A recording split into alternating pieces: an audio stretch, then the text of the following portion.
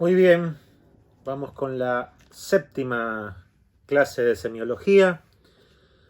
Ya hemos anunciado la clase pasada, en la sexta clase, que íbamos a ver a este autor llamado Mikhail Bakhtin, un semiólogo y crítico literario ruso, compañero de Voloshinov. En realidad les contaba la clase pasada que Voloshinov pertenecía a ese círculo que se conoció como el círculo Bakhtin, digamos, todos los autores de ese círculo giraban en torno a la figura estelar de Mikhail Bakhtin. Algunos inclusive le atribuyen la autoría de ese otro texto a Bakhtin. De todas maneras, bueno, poco tiene que ver con esto quién es el autor, porque evidentemente ese conocimiento del círculo bakhtiniano era claramente una construcción colectiva, y poco importaba quién pudiera firmar los textos. Lo cierto es que Bakhtin, imagínenselo, firmando ese texto, avalando ese texto de Voloshinov que vimos la clase pasada. Aprovecho para contarles que este va a ser el último autor que veamos.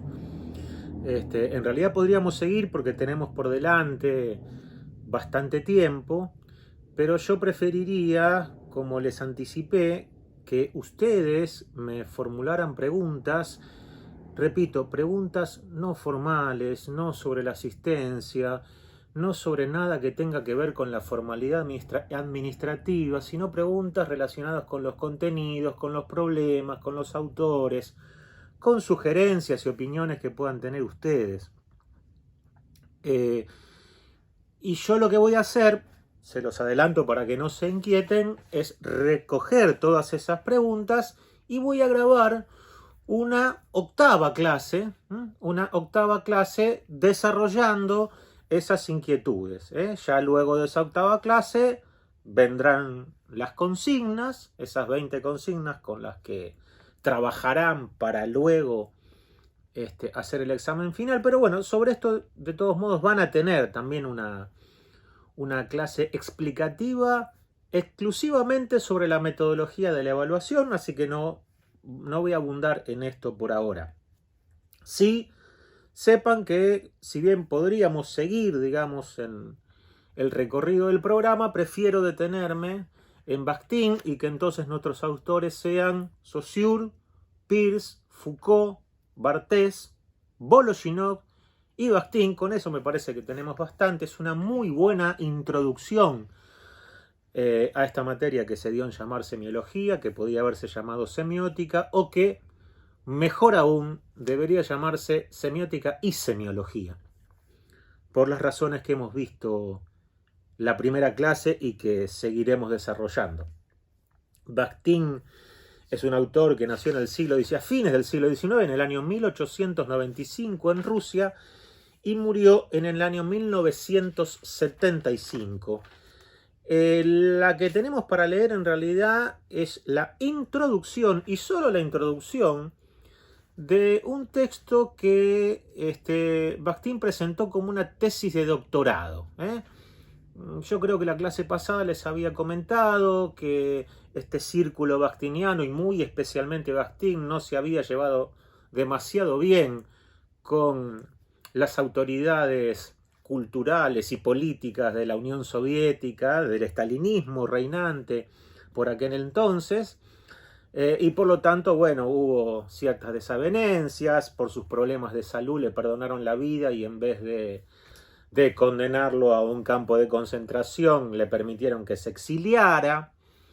E inclusive, como Bakhtin tenía un estilo muy poco ortodoxo y muy desenfadado, a esta tesis doctoral ni siquiera decidieron concederle el título del doctorado, sino algún grado inferior. Inclusive hubo que cambiarle el título a la tesis. Bueno, finalmente se publicó con el nombre de La cultura popular en la Edad Media y en el Renacimiento, el contexto de François Rabelais. Este es el libro, un libro de más de 400 páginas, repito, del cual solamente vamos a ver la introducción. A ver, alguien podría decir ese título, la cultura popular, Edad Media, Renacimiento, Rabelais, un autor para la mayoría desconocido. Bueno, ¿qué tiene que ver con nuestra materia? ¿Qué tiene que ver con la semiología? Y tiene que ver en realidad con la sencilla razón de que, según Bakhtin, Rabelais fue el primer gran literato de la cultura europea que se ocupó específica y sistemáticamente de estudiar la cultura popular. Y muy especialmente dentro de la cultura popular, algo que Bakhtin denominaba la risa popular, la comicidad popular. El carnaval, en algún sentido, porque el carnaval era la gran fiesta popular de aquellos tiempos, de la Edad Media, del Renacimiento. Tuvo un recorrido bastante tormentoso el carnaval. Tormentoso digo porque justamente es la fiesta popular por excelencia, donde se anulan las jerarquías, donde el pueblo obviamente sale a la calle a festejar, a veces por varios días, y por lo tanto eso para ciertos sectores dominantes representaba un motivo de enorme peligrosidad, ¿no? Por lo tanto, las fiestas del carnaval en Argentina, por ejemplo, han estado prohibidas desde tiempos de la dictadura y recién han vuelto a celebrarse, inclusive a aparecer como feriado en el almanaque a partir de, no recuerdo bien si del gobierno de Néstor Kirchner o de Cristina Kirchner, bueno, pero en esos tiempos el carnaval nuevamente recuperó sus bríos, las murgas, las comparsas, el festejo, la celebración popular, la gente en la calle, conmemorando un evento que había estado prohibido por estas razones que les cuento, ¿no? Toda fiesta popular es algo que suele despertar el encono de ciertos sectores, así que el carnaval, repito, volvió a celebrarse hace muy poquitito, ¿no? Después de los oscuros tiempos de la dictadura y de los gobiernos que le sucedieron. Entonces, Bakhtin retoma a este autor François Rabelais, que es un autor del siglo XVI, contemporáneo, podríamos decir, casi contemporáneo del tiempo en el que está pensando, ¿no? Por lo menos del Renacimiento, una centuria posterior al Renacimiento. Y Rabelais, repito, se ocupa de estudiar algo que para los cánones literarios de la época estaba vedado, ¿no? Era algo absolutamente secundario, inclusive que no, desde ya, como no era considerado literatura culta, los grandes literatos, más allá de que hayan tenido esta actitud hacia las fiestas populares, no le podemos negar que han sido grandes literatos, no se habían ocupado de estas cuestiones. Entonces Bakhtin encuentra en Rabelais alguien que por primera vez recupera y pone en el primer plano a toda esa festividad popular que no se agotaba, por supuesto, en el carnaval. Lo que sí es cierto que el carnaval era la fiesta por excelencia, el carnaval, un heredero de las Saturnales romanas, o sea, de tiempos de la antigüedad. Y entonces les decía que el eje central de tanto de la literatura de Rabelais como la recuperación que hace Bakhtin es el estudio de lo que ellos llamaban la risa popular. ¿Por qué la risa popular? Porque hay, en primer lugar, porque hay varias risas, ¿no? O por lo menos Bakhtin pone este tema de la risa lo pone sobre el tapete, ¿no? Hay una risa claramente popular y que la distingue de lo que llama la risa satírica, porque la risa popular, en primer lugar, involucra a aquel que se ríe. O sea, aquel que, está representando una escena o diciendo algo chistoso, en definitiva, se incorpora a su propio relato. O sea, no toma distancia, no lo mira desde afuera, no se burla de un otro, ¿no? Esa sería exactamente la risa satírica y burlona a la que están criticando, sino que es capaz de reírse de sí mismo, vamos a decirlo de un modo más contundente, ¿no? Esta es la gran diferencia. O sea, el pueblo es capaz de reírse de sí mismo y de producir comicidad con lo banal, con lo cotidiano, con aquello no sagrado, ¿no? Con aquello no ceremonial, con aquellas fiestas dedicadas al ritual religioso, político, digamos, a lo serio.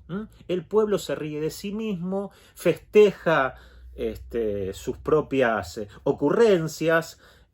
Bakhtin y Rabelais toman su fuente, bueno, de todos estos espectáculos, de las parodias, de los bufones, de los payasos, de los gigantes, de los enanos, bueno, de todo aquel espectáculo que en las películas se lo suele mostrar como asociado a la corte, bueno, y efectivamente tiene mucho que ver con aquellos personajes que la corte contrataba para hacer reír a la aristocracia, a la nobleza de los funcionarios. Ahora bien, esto es interesante porque a pesar de que esta fiesta popular, esta risa popular, esta comicidad, claramente, ¿no?, desafiaba en algún sentido las jerarquías y los estamentos, ¿no? Sin embargo, era algo que no estaba prohibido en este tiempo que está analizando Bakhtin, sino que se incorporaba como un elemento más a las fiestas serias y a las ceremonias y rituales de la corte, por ejemplo, ¿no? O sea, no, la seriedad y la ritualidad política solía estar acompañada de esta festividad que no era mal vista, obviamente, por lo menos en ese tiempo.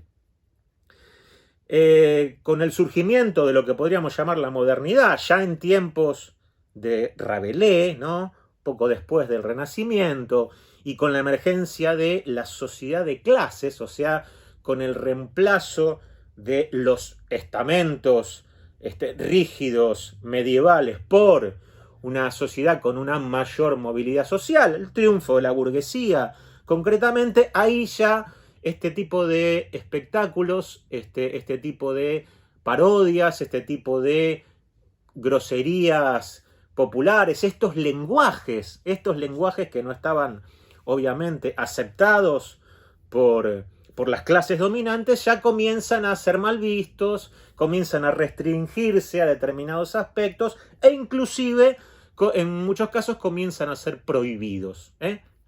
Pero lo cierto, el contraste que yo quería resaltar más que nada es, en primer lugar, que este texto tiene en realidad tiene muchos aspectos absolutamente importantes, pero yo creo que uno de los principales es porque es uno de los primeros, o quizá el primero en recuperar esta idea de la fiesta popular, de la risa popular, de los lenguajes obscenos, de los lenguajes groseros, de las burlas, ¿no?, de aquello que luego, algún tiempo después, aparece como algo soez, como algo chabacano, como algo obsceno, justamente. La obscenidad tiene muchísimo que ver con estas fiestas populares, por algo que vamos a ver muy rápidamente. Y por lo tanto, claro, esto no podía formar parte del canon literario, de la literatura culta de la época. En la literatura de Cervantes, ¿no?, y muy especialmente en el Don Quijote, hay mucho de todo esto, ¿no? Si toman, si tienen ganas, obviamente, de leer esa obra genial de Miguel de Cervantes, se van a encontrar con muchísimos episodios en los que aparece, por lo menos a través de destellos, ¿no?, estas manifestaciones de lo popular, de la risa, de la burla, de la parodia. Ciertamente en Rabelais es el autor en la que se ponen en escena de una manera absolutamente contundente. Pero decía, fíjense, esto es lo que yo quería destacar, por supuesto que no me voy a cansar de repetir que esta es una simple guía de lectura. Esta es una guía, ustedes harán su propia lectura. La introducción es bastante extensa, se lee de un modo muy sencillo, no hay muchísima densidad ahí, hay muy pocas cosas para descifrar porque el recorrido es más o menos este que yo les estoy proponiendo, pero pensemos en lo siguiente, se me ocurre como un elemento interesante para luego seguir el hilo, ¿no? En general, lo que Voloshinov llamaba claramente las clases dominantes, porque no tenía ningún empacho en nombrarlas de este modo, porque por otra parte además era marxista, era partidario de la lucha de clases, etcétera, etcétera. Entonces, las clases dominantes solían dividir el mundo en dos, vamos a decirlo muy rápidamente, ¿no? Entonces, por un lado estaba lo inteligible y por el otro lado lo sensible. Por un lado estaba el cielo, por el otro estaba la tierra, ¿no? Por un lado estaba lo espiritual y por el otro lado lo corporal, ¿no? Y todo lo que me quedaba de este lado era secundario, era algo derivado o inclusive era algo que mejor evitarlo, ¿no? Entre lo inteligible y lo sensible nos quedábamos con lo inteligible, ¿no? Entre lo espiritual y lo corporal, bueno, lo corporal me quedaba del lado de la obscenidad, de la terrenalidad, ¿no? Entre el cielo y la tierra, claramente, nos quedábamos con el cielo. Bueno, y así podríamos reconstituir una suerte de binarismo, donde un sector de esa dualidad obviamente quedaba condenado ya sea a la absoluta secundariedad o ya sea material de desecho. Acá me quedaba, por supuesto, de este lado lo oculto, de este lado lo popular. Por eso digo, podríamos seguir y hacer un recorrido absolutamente interminable en ese binarismo de Occidente. Los pueblos, los fuertes y los débiles, los pueblos desarrollados y civilizados y los pueblos salvajes, ¿no? Occidente pergenió esta construcción dual. Y entonces a Bakhtin se le ocurre justamente, bueno, recuperemos, revaloricemos, pongamos sobre el tapete, pongamos en escena todo aquello que estos sectores dominantes condenaron a la marginalidad, a la exclusión, ¿no? A lo que no se debe prestar atención, ni escuchar, ni leer, ¿no? A lo que Foucault consideraba la locura, si ustedes quieren, en el orden del discurso, aquello que estaba condenado a no ser escuchado. El discurso del loco era aquello que estaba condenado a no ser escuchado. Bueno, el discurso del cómico popular, en este caso, cumplía ese papel secundario o incluso prohibido. Y entonces hay una reivindicación, tanto en Rabelais como en Bakhtin, de todo lo que podríamos decir así muy rápidamente me quedaba en este costado derecho, por lo menos a mi derecha de este binarismo. Entonces, ¿qué? Hay una reivindicación de la terrenalidad, y obviamente la tierra es el lugar de lo bajo es el lugar del pueblo, lo corporal tiene que ver con la tierra, con el nacimiento, con el renacimiento, con la fertilidad, obviamente, y la fertilidad está relacionada inmediatamente con la sexualidad, que es justamente lo que la clase culta veía como algo obsceno. Entonces, esto es lo verdaderamente...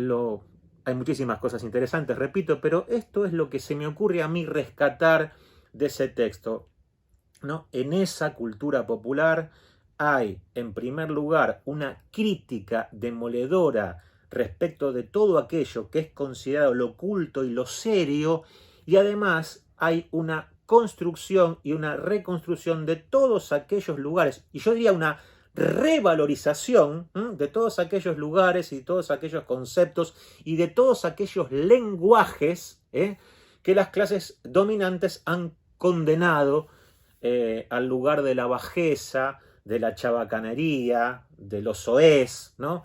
Y de, obviamente, aquello que no tenía ningún sentido prestarle atención e importancia. y de la risa popular. Le dejamos a la clase culta esa risa satírica, esa risa burlona que siempre toma distancia, ¿no?, del objeto que es el motivo de la risa, ¿no?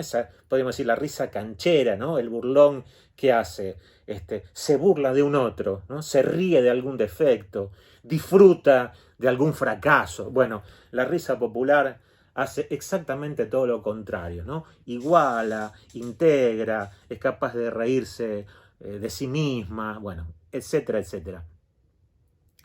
Quedamos entonces, les propongo simplemente esta guía, este recorrido, a pesar de que es solo la introducción, es un texto muy, pero muy rico, que juega permanentemente con todos estos aspectos que yo simplemente estoy enumerando, les estoy lanzando. La cultura popular fue el fenómeno menos estudiado en la modernidad. Menos estudiado. Hubo que esperar hasta mediados del siglo XX, ¿no? Y muy especialmente en el tercer mundo y en América Latina, como para que la cultura popular tuviera alguna revalorización.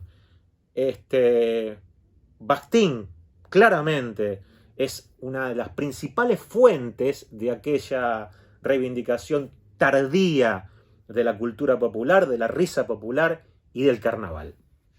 Entonces, me despido recordando simplemente que este es el último autor que vamos a ver y que nuestra octava clase va a ser una clase grabada exclusivamente a partir de las dudas, de las preguntas y de las inquietudes que ustedes me envíen a mi mail, al campus virtual, al canal de YouTube, como mejor les parezca. Yo lo que voy a hacer es recoger todas esas inquietudes y voy a grabar una octava clase exclusivamente con eso.